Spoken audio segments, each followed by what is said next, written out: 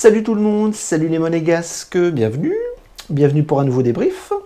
Alors, aujourd'hui on va parler de la 9e journée de Ligue 1 et Monaco recevait Bordeaux au Louis II. Comme vous le savez, les semaines enchaînent 2 matchs par 2 matchs, par 2 matchs par 2 matchs. Et donc jeudi on avait joué à la Real Sociedad et on avait fait un bon résultat avec un partout. Et donc on recevait Bordeaux ce dimanche à 15 h. Et là, honnêtement, l'objectif il était assez clair, c'était les 3 points. Bordeaux ne va pas bien, ça fait plusieurs saisons que Bordeaux ne va pas bien. Ça continue, ils sont vraiment pas terribles. Et c'était l'occasion de remonter un petit peu plus au classement en gagnant contre cette équipe. Et surtout, aller en trêve internationale serein. Donc pour ce faire, on avait un groupe toujours au complet, si ce n'est la grosse tuile de ce match, c'était l'absence de Sidibé. Sidibé qui s'était blessé jeudi en Coupe d'Europe et qui ne pouvait pas être là. Et Cesc Fabregas qui lui est toujours au Club Med, à l'infirmerie. Et c'était les deux seuls absents de ce match, de ce jour. Donc le contexte était favorable, l'équipe était quasiment au complet, donc on attendait le 11 titulaire, et quand c'est tombé, on savait qu'il y aurait des changements, on savait qu'il y aurait du turnover par rapport aux enchaînements des matchs, et là on avait 3-4 changements, pas énormes, c'était surtout au niveau défensif que Kovac avait fait tourner, et donc on retrouvait Nubel dans les buts, défense, donc on avait Jacobs qui rentrait à la place de Caio Henrique qui était cuit jeudi. Défense centrale, Maripane Dissassi, assez surprenant, hein, de 2 pieds droits dans l'axe. Et à droite, on avait Aguilar, donc forcément, à l'absence de Sidibé, Aguilar était titulaire. Au milieu de terrain, petite surprise, la titularisation de Matazo aux côtés de Tchouaméni.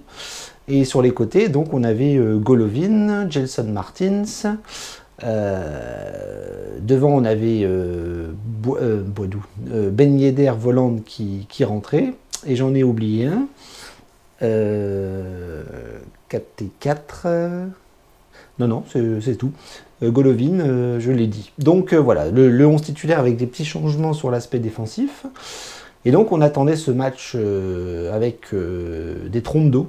Gros orage sur Monaco en début de match. Heureusement, ça s'est calmé après. Et donc, le match a pu se dérouler normalement. Donc, on va analyser un petit peu la victoire parce qu'on a gagné. On a gagné 3-0 et on se souvient l'année dernière que Bordeaux avait lancé notre saison. Franchement, Bordeaux peut lancer la saison de beaucoup d'équipes parce qu'ils sont vraiment pas bons. Et cette saison, on refait la même chose avec un clean sheet, avec 3 buts, avec une prestation plutôt moyenne, hein, on va pas se mentir, c'était pas fifou, hein, on aurait pu gagner 6-7-0 largement, mais on a fait le boulot, on a gagné et on part en trêve tranquille. Donc la première mi-temps c'était un petit peu bizarre, c'était un match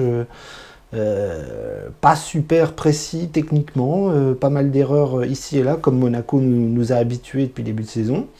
On a vu quand même que Monaco avait un petit peu l'ascendance sur le plan technique. Et on va surtout avoir la chance de marquer un but en fin de première mi-temps, vers la fin de la première mi-temps, avec un coup franc.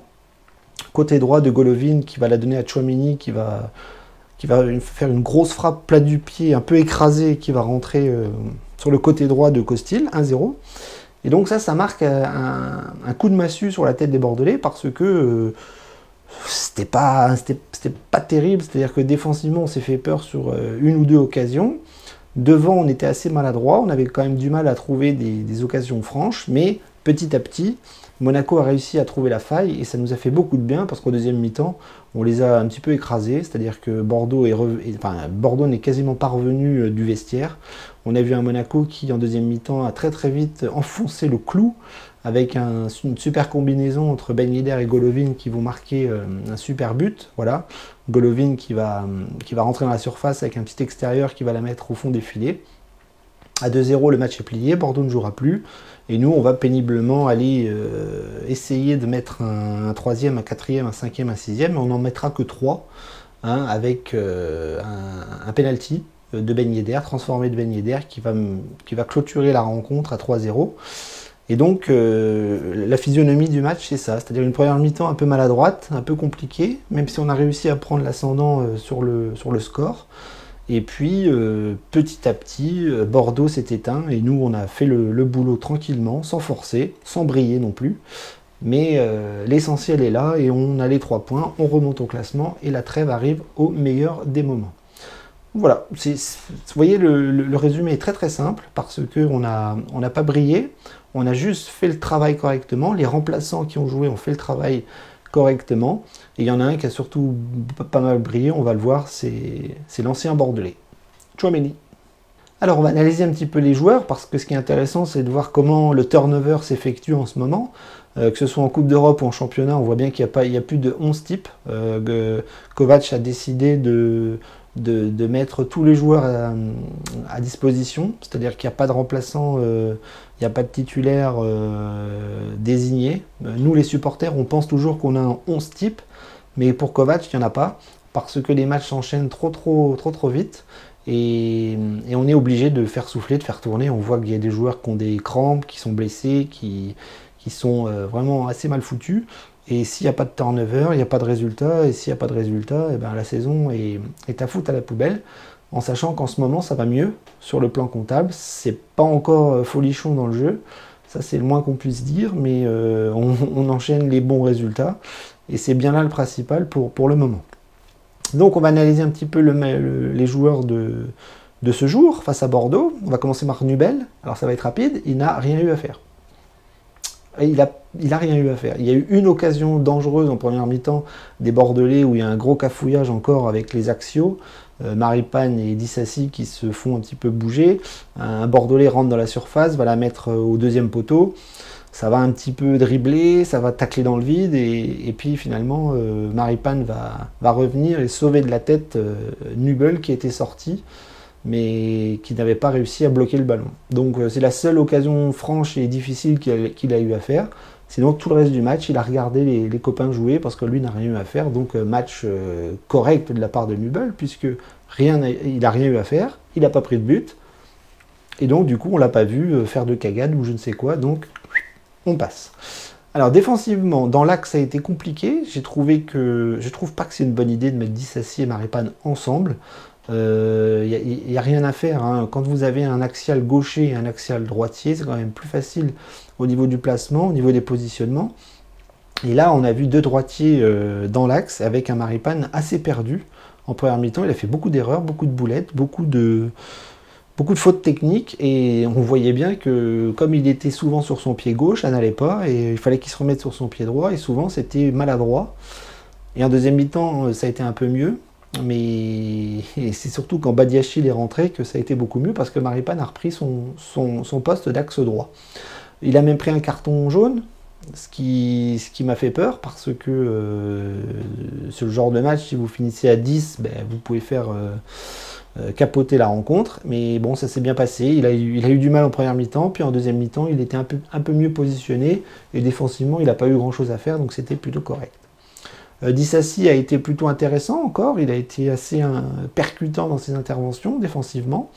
Sur l'occasion bordelaise que je vous ai décrite, là, un peu dangereuse, il s'est fait un petit peu bouffer. Mais le reste du temps, je l'ai trouvé plutôt appliqué face à des attaquants bordelais bien peu dangereux. Et du coup, bah, ça fait qu'il fait un match plutôt correct, contrairement à Maripane qui était un petit peu plus embêté par rapport au positionnement. Sur les côtés, Jacobs, pareil, il a été très appliqué.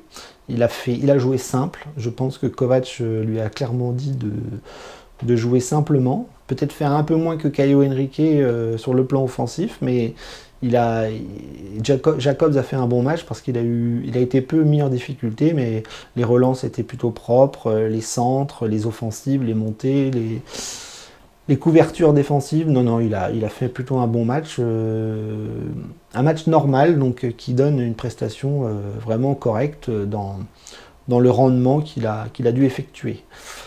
Côté droit, Aguilar aussi, ça a été un match plutôt intéressant, il s'est beaucoup battu, beaucoup dépensé. Comme je vous l'ai dit au dernier débrief, Aguilar a du mal dans les rencontres fortes, dans les gros adversaires, dans les matchs à intensité élevée, que ce soit la Coupe d'Europe ou des matchs contre Lyon, Paris, Marseille, tout ça. Aguilar, je le trouve un peu perdu dans les matchs de haut niveau, mais quand on joue contre des petites équipes comme Bordeaux aujourd'hui, bah, je l'ai trouvé correct. Voilà. Donc les latéraux ont fait bien le travail, et il n'y a rien à signaler de plus sur leur performance du jour. Milieu de terrain, c'est là que ça a été exceptionnel. J'ai trouvé Matazo et Tchouaméni excellents. Tchouaméni homme du match, Matazo pratiquement pareil, j'ai trouvé très très bon.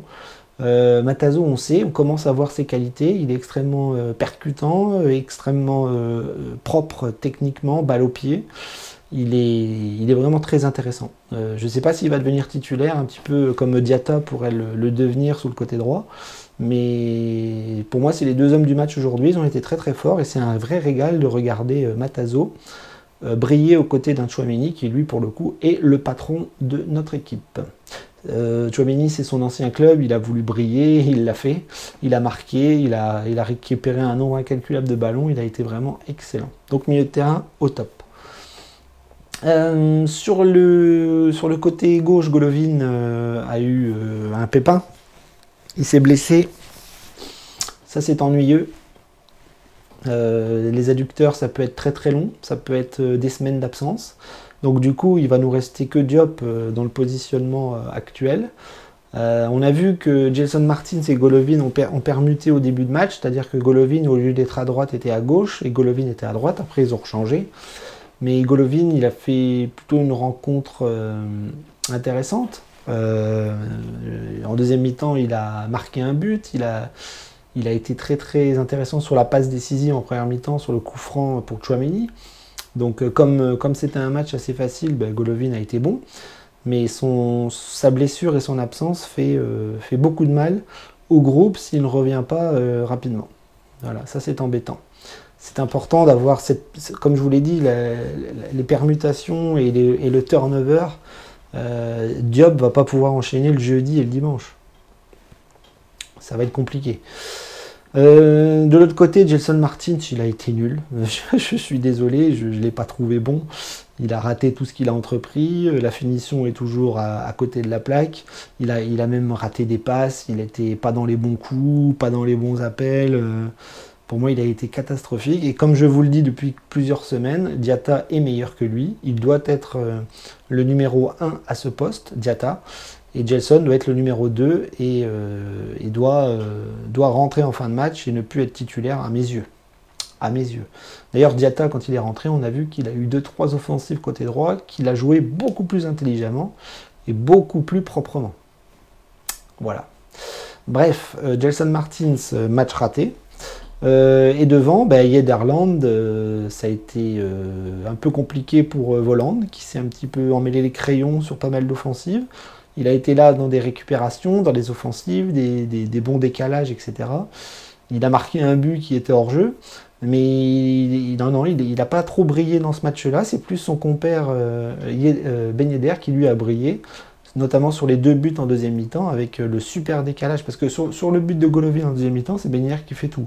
Il récupère le ballon, il fait le super appel, il décale merveilleusement bien Golovin, et Golovin... avec son extérieur, il va la mettre au fond des filets. Mais Ben Yedder a fait un bon match, et Ben Yedder est mieux. Et pourquoi il est mieux, Ben Yedder, je le vois, c'est sur le plan physique. Ben Yedder commence à faire des courses beaucoup plus intenses, il commence à être beaucoup plus fort dans les impacts et dans les combats physiques, et du coup ça se ressent dans ses performances et dans ses façons de se positionner devant le but, ou même sur des petits espaces. Donc je l'ai trouvé très très bien, Ben Yedder, il a marqué, je suis content. Il commence à enchaîner les buts, et ça c'est tout bon pour le moral. Maintenant, Voland, il va falloir qu'il enquille un petit peu de la même façon pour pouvoir retrouver le duo magique. Au niveau des remplaçants, comme je vous l'ai dit, Diop est rentré en deuxième mi-temps pour remplacer Golovin. Diop, il a provoqué le penalty, c'était intéressant, mais il s'est un peu planté sur quelques passes, quelques appels de balles un peu ratés. Un petit peu comme Boidou. Boidou a fait une mauvaise rentrée, malheureusement. Ça m'énerve que Boidou n'arrive pas encore à se mettre dedans. Je pense que Boidou, j'ai compris, hein, ça va être comme Diatta l'année dernière, il va falloir lui laisser 6 mois pour se mettre dedans. Et malheureusement, encore une fois, il fait une mauvaise rentrée, il se positionne mal, il fait pas les bons appels, il a même donné un ballon à l'adversaire à un moment donné, sur une offensive facile. Donc Boidou n'a encore pas brillé aujourd'hui et ça me fait chier. Donc Diop, bonne rentrée mais sans plus. Boidou raté. Qui d'autre est rentré? Diatta, j'ai bien aimé sa petite rentrée avec ses petites offensives côté droit. Diatta, il est très très physique et c'est très très intéressant. Moi je le trouve vraiment très très bien et vous allez voir que dans les mois qui vont arriver, ça ne sera pas le Diatta de l'année dernière. Je m'engage, je vous le dis, je m'engage. Badiachil est rentré derrière. Moi, j'étais plus intéressé par ce duo Badiachil-Maripane que Disasi-Maripane. Un gaucher à gauche, un droitier à droite. Pour moi, ça fonctionne mieux. Et Badiachil n'a pas eu grand-chose à faire. Si, il a pris un carton quand même. Ça, c'est chiant. Je ne sais plus qui va être suspendu, mais le prochain match, là, ça va être un gros morceau. Et on a déjà des absences importantes. Et ça fait chier le... J'allais dire un gros mot. Donc voilà, je pense que j'ai fait le tour des rentrées. Caillot n'est pas rentré. Fofana est rentré un petit peu, mais on l'a rien à dire. Donc voilà, j'ai essayé de faire une revue un petit peu complète d'aujourd'hui. Et on a pris 3 points, on a marqué 3 buts et c'est super. Bien, alors on va faire un double bilan, c'est-à-dire que le bilan de la journée de championnat est parfaite. Il fallait remonter au classement, il fallait prendre des points, il fallait partir en trêve internationale de façon sereine.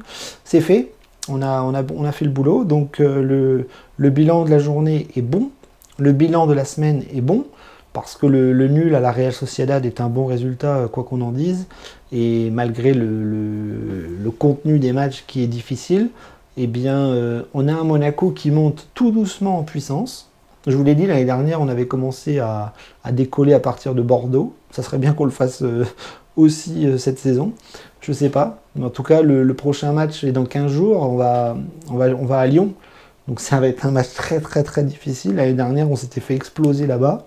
J'espère sincèrement qu'on ne va pas exploser en vol à Lyon. On a des absents importants. Je crois qu'il y a Tchouaméni qui n'est pas là. Il y a Diop qui n'est pas là, si je ne dis pas de bêtises. Et ça va être très très très compliqué d'aller faire un résultat chez des Lyonnais qui eux sont en forme aussi et qui ont tendance à nous piler dans leur stade. Donc c'est pas grave, bon, là on va prendre les 2 semaines de vacances de façon sereine, tranquille, et je pense qu'au classement on est bien. En Coupe d'Europe on est bien, donc finalement la crise est en train d'être évitée. Et maintenant, dans le jeu, comme je vous l'ai dit, on monte tout doucement en puissance et on espère que ça va aller de mieux en mieux et que la reprise sera bonne. En général, nos reprises sont difficiles. Bon, il faudra que Kovac mette tout en place pour aller faire un truc à Lyon et j'espère que ça va marcher. Voilà, donc bilan de la semaine, allez, on va dire excellent et tout va mieux. Tout va mieux. Je vous laisse, je vous dis à dans 15 jours, on va suivre un petit peu les internationaux, voir un petit peu ce qu'ils vont faire. Et puis on va regarder aussi si l'infirmerie nous donne des nouvelles de Golovin, en espérant qu'il n'y ait pas trop de bobos, mais à mon avis on l'a perdu pour pas mal de temps. Daguet Monégou, à dans 15 jours, et suivons les internationaux sereinement.